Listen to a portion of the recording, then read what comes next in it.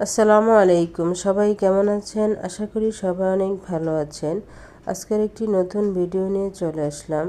আজকের ভিডিওটি অন্যান্য ভিডিওর চেয়ে একদমই আলাদা। আপনারা কি জানতে চান টবে বিভিন্ন ধরনের সবজি চাষ করে কিভাবে ঘরোয়া পদ্ধতিতে সবজি চাষ করা যায়?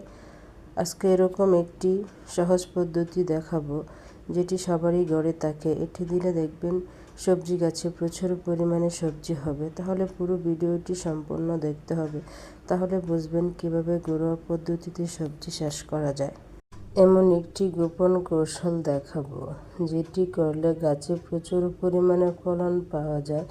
তাহলে পুরো ভিডিওটি দেখতে হবে না টেনে, তাহলে বুঝতে পারবেন কিভাবে টবে সবজি চাষ করে প্রচুর পরিমাণে লাভবান হওয়া যায়, তা আবার অল্প সময়ে। চলুন দেখে নিই।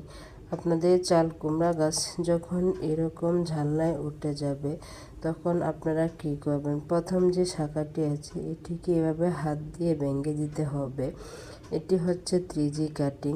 এর পাশাপাশি কিছু পরিমাণ সার দিয়ে দিতে হবে। চলুন সেটি কী সার দেখে নিই। এটি হচ্ছে ডাল।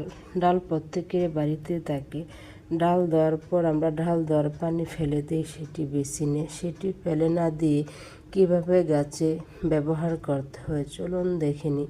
আমি এখানে কিছু পরিমাণ ডাল নিয়েছি, নিয়ে এর সাথে 1 লিটার পরিমাণ সাদা পানি দিয়ে এভাবে হাত দিয়ে কিছুক্ষণ এইটিকে কষলিয়ে নিতে হবে।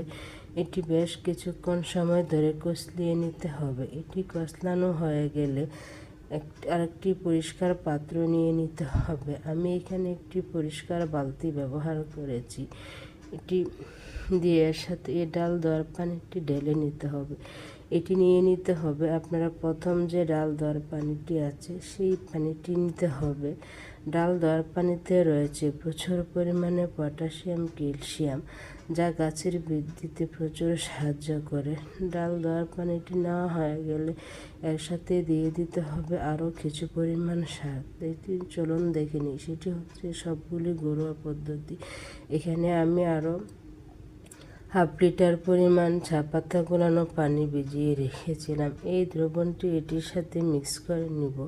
এটি মিক্স করে নেওয়া হয়ে গেলে এর সাথে আরও 2 লিটার পরিমাণ সাদা পানি অ্যাড করে নিতে হবে। এটি অ্যাড করে নেওয়া হয়ে গেলে এই দ্রবণটি আপনারা যে কোনো সবজি গাছের গোড়ায় ব্যবহার করবেন। এতে করে দেখবেন সবজি গাছে প্রচুর পরিমাণে সবজি হবে, তাও আবার অল্প সময়ে।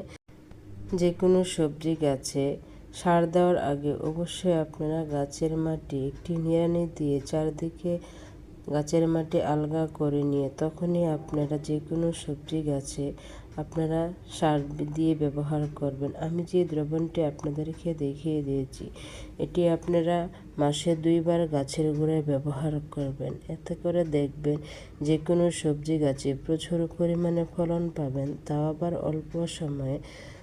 আমি এখানে এই গাছটি লাগিয়েছিলাম প্রায় 1 মাস আগে।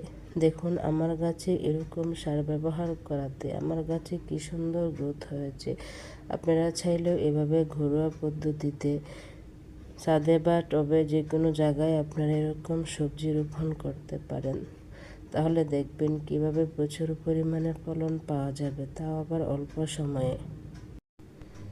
ভিডিওটি যদি ভালো লেগে থাকে, এর থেকে কোনো উপকার পেলে প্লিজ আমার চ্যানেলটি সাবস্ক্রাইব করবেন। সবাই ভালো থাকবেন, সুস্থ থাকবেন। আসসালামু আলাইকুম।